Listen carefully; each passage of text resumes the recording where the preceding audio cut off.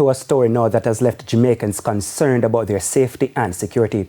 3 men are now in custody for impersonating police officers. The 3 men were arrested in separate operations in 2 parishes over the last 2 days. The details in this report.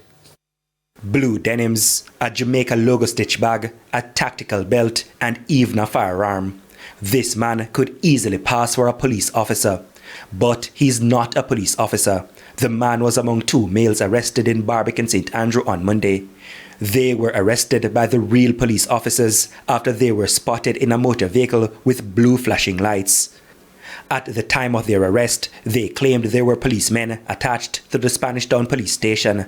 Subsequent checks proved that was not the case. They are to be charged for impersonating police officers and possession of a prohibited weapon. The weapon, the police say, is an imitation gun.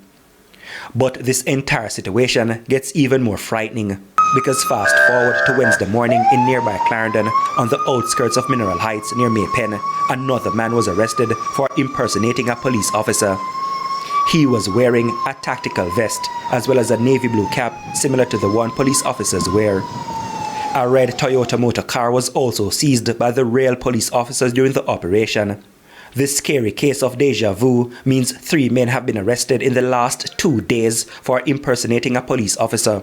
Our news team contacted the leadership of the JCA for a comment on the cases. And they explained that while the situation does not yet establish a trend, it is something they are monitoring.